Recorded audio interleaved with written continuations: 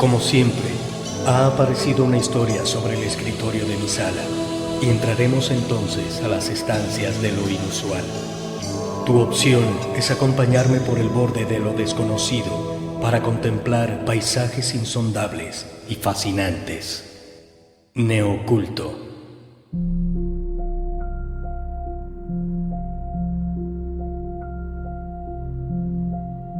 De H.P. Lovecraft. La festividad. Estaba lejos de casa y el hechizo del mar oriental me dominaba. En el crepúsculo lo oía golpear las rocas y sabía que estaba al otro lado de la colina, donde los sauces se retorcían contra el cielo despejado y las primeras estrellas de la noche. Y como mis padres me habían llamado al viejo pueblo de Allende, seguí adelante a través de la nieve recién caída y poco profunda, por el camino que se elevaba solitario hasta donde Aldebarán centelleaba entre los árboles, hacia el antiguo pueblo que nunca había visto, pero con el que a menudo había soñado. Era la festividad de invierno, que los hombres llaman Navidad, aunque saben en su corazón que es más antigua que Belén y Babilonia, más antigua que Memphis y la humanidad. Era la festividad de invierno, y yo había llegado por fin al antiguo pueblo marítimo, donde mi gente había vivido y celebrado la fiesta en tiempos pretéritos, cuando estaba prohibida, donde también había ordenado a sus hijos que la celebraran una vez cada siglo, para que la memoria de los secretos primigenios no se perdiera. Mi gente era antigua, y era antigua incluso cuando esta tierra fue colonizada 300 años atrás. Y eran extraños porque habían llegado como un pueblo furtivo de opiáceos jardines sureños de orquídeas y hablaban otra lengua antes de que aprendieran la de los pescadores de ojos azules. Y ahora estaban dispersos y compartían solo los rituales de misterios que ningún ser vivo podía entender. Yo era el único que había regresado esa noche al viejo pueblo pesquero, como decía la leyenda. Entonces, más allá de la cresta de la colina, vi a Kingsport sobresaliendo gélidamente en la penumbra. El nevado Kingsport con sus vetustas veletas y campanarios, cumbreras y chimeneas, muelles y pequeños puentes, sauces y cementerios, laberintos interminables de calles empinadas, estrechas y tortuosas, y un vertiginoso pico central coronado por una iglesia que el tiempo no se atrevía a tocar. Laberintos incesantes de casas coloniales apiladas y desperdigadas en todos los ángulos y niveles, como los desordenados tacos de madera de un niño. Antigüedad de alas grises planeando sobre frontones y tejados abuhardillados blanqueados por el invierno. Tragaluces y ventanas de pequeños cristales que brillaban uno a uno en el frío crepúsculo para unirse a Orión y las estrellas arcaicas. Y contra los muelles podridos golpeaba el mar, el sigiloso e inmemorial mar del que había surgido la gente en los tiempos pretéritos. Junto a la cima del camino se alzaba una cumbre aún más alta, desolada y ventiscosa, y vi que era un cementerio donde lápidas negras sobresalían macabramente de la nieve como las uñas podridas de un cadáver gigantesco. El camino, carente de huellas, estaba muy solitario, y a veces me parecía oír un crujido lejano y horrible, como el de una horca en el viento. Habían ahorcado a 4 parientes míos por brujería en 1692, pero no sabía exactamente dónde. Mientras el camino descendía por la pendiente hacia el mar, esperé escuchar los alegres sonidos usuales en un pueblo al atardecer, pero no los escuché. Entonces pensé en la temporada y sentí que aquellos viejos puritanos bien podrían tener costumbres navideñas extrañas para mí y llenas de silenciosas oraciones junto a los hogares. Así que después de aquello, no busqué escuchar algarabía ni esperé encontrar caminantes, sino que seguí bajando más allá de las silenciosas granjas iluminadas y los sombríos muros de piedra, hasta donde los letreros de las antiguas tiendas y tabernas de mar crujían con la brisa salada, y las grotescas aldabas de los portales, flanqueados por pilastras, resplandecían a lo largo de las desiertas callejuelas sin pavimentar, a la luz de pequeñas ventanas encortinadas. Había visto mapas del lugar y sabía dónde encontrar a los míos. Se había dicho que yo debería ser reconocido y bienvenido, pues las leyendas de los pueblos perduran en el tiempo. Así que me apresuré a través de Back Street hasta Circle Court y a través de la nieve fresca sobre el único pavimento de losas del lugar, hasta donde Green Lane se desvía detrás del mercado. Los viejos mapas todavía eran válidos y no tuve problemas, aunque en Arkham debieron haber mentido cuando dijeron que los tranvías pasaban por este lugar, ya que no vi ni un solo cable por encima. En cualquier caso, la nieve habría ocultado las vías. Me alegré de haber elegido caminar, pues la blanca villa me había parecido muy hermosa desde la colina, y ahora estaba ansioso por llamar a la puerta de mi gente, la séptima casa a la izquierda en Green Lane, con un antiguo techo picudo y un segundo piso saliente, todo construido antes de 1650. Había luces dentro de la casa cuando llegué a ella, y vi por los adiamantados cristales de las ventanas que había sido conservada tal como sería en tiempos antiguos. La parte superior sobresalía sobre la estrecha calle cubierta de hierba y prácticamente se encontraba con la parte saliente de la casa de enfrente, de modo que estaba casi en un túnel, con el bajo umbral de piedra completamente libre de nieve. No había acera, pero muchas casas tenían puertas altas a las que se llegaba por 2 tramos de escaleras con barandillas de hierro. Era una escena extraña, y como no conocía Nueva Inglaterra, nunca había visto algo parecido. Aunque me agradaba, la habría disfrutado más si hubiera habido huellas en la nieve, gente en las calles y algunas ventanas sin cortinas. Cuando hice sonar la arcaica aldaba de hierro, estaba algo temeroso. Cierto miedo se había apoderado de mí, tal vez por la rareza de mi origen y lo sombrío del atardecer, y lo extraño del silencio en aquella vieja ciudad de curiosas costumbres. Y cuando mi llamado fue respondido, me invadió un temor completo, porque no había oído pasos antes de que se abriera la puerta. Pero mi miedo no duró mucho, porque el anciano con bata y pantuflas que estaba en la puerta tenía un rostro anodino que me tranquilizó, y aunque con gestos me indicó que era mudo, escribió con un estilete en la tablilla de cera que llevaba una bienvenida primorosamente antigua. Me hizo señas para que entrara en una baja habitación iluminada por velas, con enormes vigas y escasos muebles, recios y oscuros, del siglo XVII. El pasado estaba vívido allí, pues no faltaba ni uno solo de sus atributos.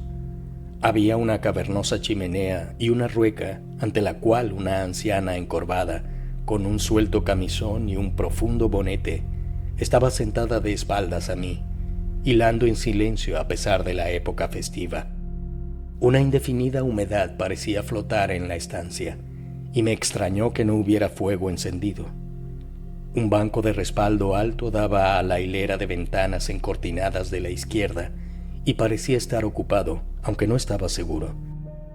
No me gustó todo lo que vi, y volví a sentir un miedo que ahora se hizo más fuerte a partir de lo que antes lo había disminuido, pues cuanto más miraba el rostro blando del anciano, más me aterrorizaba esa misma blandura. Los ojos nunca se movían y la piel era demasiado parecida a la cera. Finalmente estuve seguro de que no era un rostro en absoluto, sino una máscara diabólicamente bien hecha. Pero las manos fofas, curiosamente enguantadas, escribieron amablemente en la tablilla, diciéndome que debía esperar un rato antes de que pudiera ser llevado al lugar de la festividad.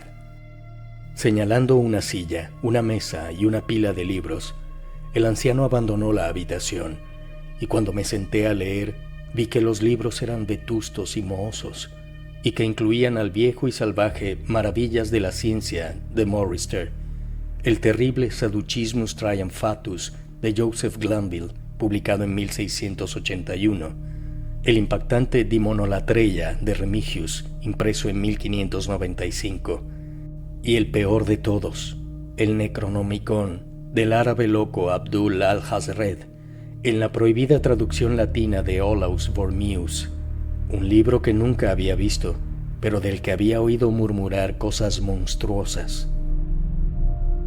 Nadie me habló, pero podía escuchar el crujido de los letreros afuera en el viento y el zumbido de la rueca mientras la anciana con bonete, silenciosa, continuaba girándola y girándola. La habitación, los libros y la gente me parecieron bastante mórbidos e inquietantes, pero como la antigua tradición de mis padres me había convocado a estos inusuales festejos, acepté esperar cosas extrañas.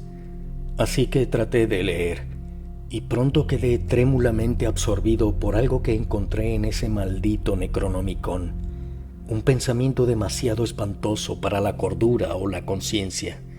Pero me alarmé cuando me pareció oír cerrarse una de las ventanas frente al sillón, como si la hubieran abierto a hurtadillas.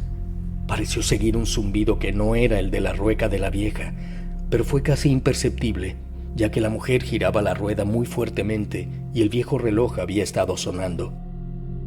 Luego de eso se me fue la impresión de que había alguien en el banco, y estaba sumergido en la lectura, estremecido por ella, cuando el anciano regresó.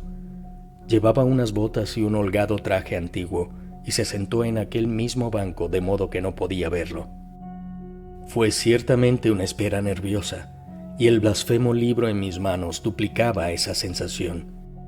Sin embargo, cuando dieron las 11, el anciano se levantó, se deslizó hasta un enorme cofre tallado que había en un rincón y cogió 2 capas con capucha. Se puso una y envolvió con la otra a la anciana, que estaba cesando su monótono hilar. Luego ambos se dirigieron hacia la puerta exterior, la mujer cojeando y arrastrando los pies, y el anciano, después de coger el mismo libro que yo había estado leyendo, haciéndome señas mientras se cubría con la capucha el inmóvil rostro o máscara. Salimos a la tortuosa maraña de calles sin luna de aquel pueblo increíblemente antiguo, mientras las luces de las ventanas encortinadas desaparecían una a una, y la estrella del perro miraba impúdicamente a la multitud de figuras encapuchadas y embosadas que salían silenciosamente de todos los portales y formaban procesiones monstruosas en una y otra calle, pasando por los letreros crujientes y los antediluvianos gabletes, los techos de paja y las ventanas de marcos en forma de diamante, atravesando callejones empinados donde las casas en decadencia se superponían y se desmoronaban, enlazándose con patios abiertos y camposantos donde las linternas oscilantes formaban misteriosas y ebrias constelaciones. Entre aquellas silentes muchedumbres seguía mis mudos guías, empujado por codos que parecían preternaturalmente suaves y presionado por pechos y estómagos que parecían anormalmente pulposos, pero sin ver nunca una cara ni oír nunca una palabra. Subiendo, subiendo, subiendo, las espeluznantes hileras serpenteaban, y vi que todos los caminantes convergían hacia unos locos callejones en la cima de una alta colina en el centro del pueblo, donde se alzaba una gran iglesia blanca. La había visto desde la cima de la carretera cuando miré a Kingsport en el crepúsculo, y me había hecho estremecer porque Aldebarán pareció equilibrarse un momento sobre el fantasmal chapitel. Había un espacio abierto alrededor de la iglesia, en parte un camposanto con lápidas espectrales y en parte una plaza a medio pavimentar, con la nieve barrida casi del todo por el viento y bordeada de casas malsanamente arcaicas con tejados puntiagudos y gabletes salientes. Fuegos fatuos danzaban sobre las tumbas, revelando vistas espantosas, aunque curiosamente no generaban sombras. Más allá del camposanto, donde no había casas, podía ver por encima de la cima de la colina el brillo de las estrellas en el puerto, aunque el pueblo era invisible en la oscuridad. Solo de vez en cuando, una linterna se balanceaba horriblemente por los serpentinos callejones en su camino para alcanzar a los demás, que ahora se deslizaban silenciosamente hacia la iglesia. Esperé hasta que la multitud se hubo colado por el pórtico negro y hasta que todos los rezagados la siguieron. El anciano me tiraba de la manga, pero yo estaba decidido a ser el último. Finalmente entré, con el hombre siniestro y la vieja hilandera precediéndome. Al cruzar el umbral de aquel enjambrado templo de desconocida oscuridad, me volví una vez para mirar al exterior cómo la fosforescencia del campo santo arrojaba un enfermizo resplandor sobre el pavimento de la cima de la colina. Y al hacerlo me estremecí, porque, aunque el viento no había dejado mucha nieve, quedaban algunos parches blancos en el sendero cerca de la puerta, en los que mis atribulados ojos, en su fugaz vistazo, no percibieron huella alguna de pies, ni siquiera de los míos. La iglesia estaba apenas iluminada por las linternas de los que habían entrado, pues la mayor parte de la multitud ya había desaparecido. Se habían filtrado por la nave lateral entre los altos bancos blancos hasta la trampilla de las bóvedas que se abría horriblemente justo delante del púlpito, y ahora se retorcían dentro de ella sin hacer ruido. Los seguí mudo por los escalones gastados hasta la cripta húmeda y sofocante. La cola de aquella sinuosa fila de marchantes nocturnos era horrible, y cuando los vi gusaneando hacia una venerable tumba, me parecieron más horribles aún. Entonces noté que el suelo de la tumba tenía una abertura por la que la multitud se deslizaba, y pronto todos descendíamos por una ominosa escalera de piedra toscamente labrada, una estrecha escalera de caracol húmeda y peculiarmente olorosa que hendía interminablemente las entrañas de la colina, pasando por monótonas paredes de bloques de piedra chorreantes y mortero desmoronado. Fue un descenso silencioso y estremecedor, y observé después de un horrible intervalo que las paredes y los escalones cambiaban de naturaleza, como si estuvieran tallados en la roca sólida. Lo que más me inquietaba era que la miríada de pisadas no producía sonidos ni ecos. Después de eones de descenso, vi algunos pasadizos laterales o madrigueras que conducían desde desconocidos recovecos de negrura a un ensombrecido misterio. Pronto se volvieron excesivamente numerosos, como catacumbas impías de amenazas sin nombre, y su penetrante olor a descomposición se hizo verdaderamente insoportable. Sabía que debíamos haber pasado por debajo de la montaña y bajo la tierra del mismo Kingsport, y me estremeció que una población fuera tan vieja y estuviera tan plagada de maldad subterránea. Entonces vi el centellear de una luz pálida y oí el insidioso chapoteo de aguas privadas de sol. Volví a temblar, pues no me gustaron las cosas que había traído la noche, y deseé amargamente que ningún antepasado me hubiera convocado a aquel rito primordial. A medida que los escalones y el pasadizo se ensanchaban, oí otro sonido, la burla tenue y quejumbrosa de una flauta, y de repente se extendió ante mí la vista ilimitada de un mundo interior, una vasta costa fungosa iluminada por una columna de llamas verdosas y enfermizas, bañada por un ancho río aceitoso que fluía desde abismos aterradores e insospechados para unirse a los golfos más negros de un océano inmemorial. Desmayado y jadeante, contemplé aquel profano érebo de titánicos hongos venenosos, fuego leproso y agua viscosa, y vi a las multitudes encapuchadas formando un semicírculo alrededor de la columna llameante. Era el rito de invierno, más antiguo que el hombre y destinado a sobrevivirlo. El rito primordial del solsticio y de la promesa de la primavera más allá de las nieves. El rito del fuego y la siempre viva, la luz y la música. Y en la gruta Estigia los vi realizar el rito y adorar la enferma columna de llamas y arrojar al agua puñados arrancados de la viscosa vegetación que brillaba verde en el resplandor clorótico. Vi esto y vi algo amorfo agachado lejos de la luz, tocando una flauta repulsivamente. Y mientras la cosa tocaba, Creí oír un aleteo nocivo y apagado en la fétida oscuridad donde no podía ver. Pero lo que más me atemorizó fue aquella llameante columna que brotaba volcánicamente de honduras profundas e inconcebibles, sin hacer proyectar sombras como debería hacerlo una llama saludable, y cubriendo la piedra nitrosa que había encima con un verdín venenoso y repugnante, porque en toda aquella combustión hirviente no había calidez, sino solo la tibia humedad de la muerte y la corrupción. El hombre que me había llevado se retorció hasta situarse justo al lado de la espantosa llama e hizo rígidos movimientos ceremoniales en dirección al semicírculo que tenía enfrente.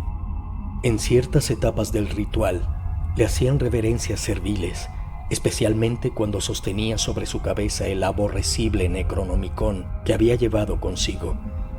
Y yo compartía todas las reverencias porque había sido convocado a esta festividad por los escritos de mis antepasados.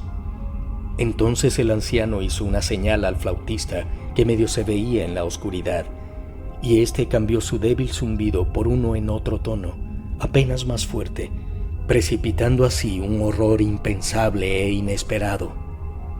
Ante este horror casi me hundí en la tierra cubierta de líquenes, paralizado por un miedo que no era de este mundo ni de ningún otro, sino solo de los demenciales espacios interestelares, de la inimaginable negrura que se extendía más allá del gangrenoso resplandor de aquella fría llama, de las tartáreas leguas por las que corría aquel aceitoso río, insospechado e inaudito.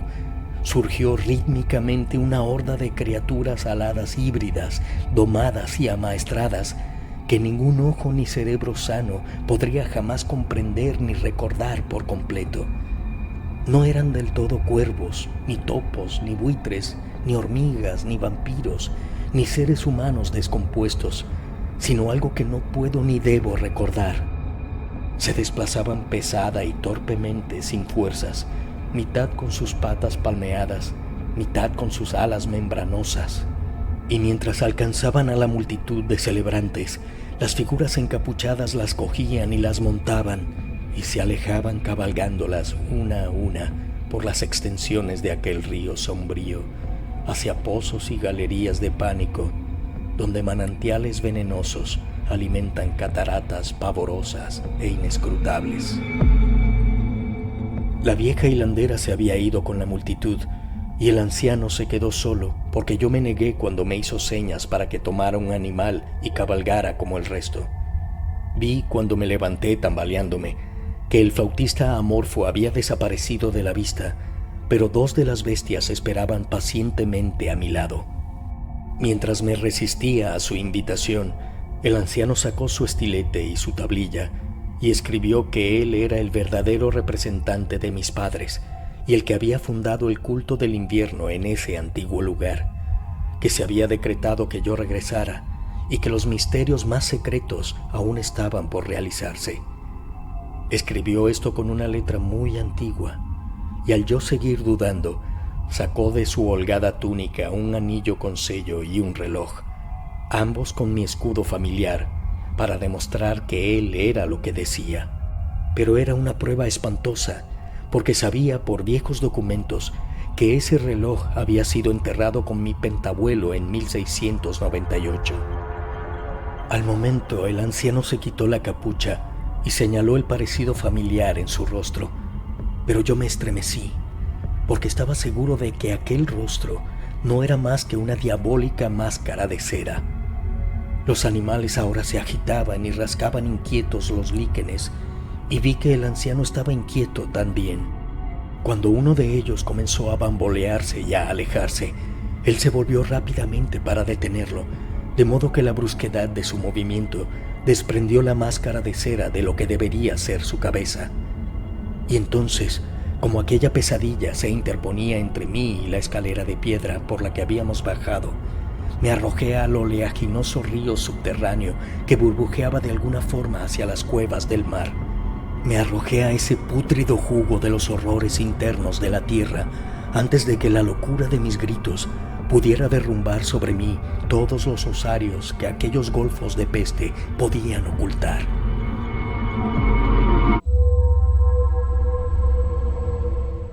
En el hospital me dijeron que me habían encontrado al amanecer medio congelado en el puerto de Kingsport, aferrado a un providencial mástil flotante. Me dijeron que la noche anterior había tomado el desvío equivocado de la carretera de la colina y que me había caído por los acantilados de Orange Point, cosa que dedujeron de las huellas que encontraron en la nieve. No había nada que yo pudiera decir, porque todo estaba equivocado. Todo estaba mal, con la amplia ventana que mostraba un mar de tejados en los que solo 1 de cada 5 era antiguo, y el sonido de tranvías y motores en las calles de abajo.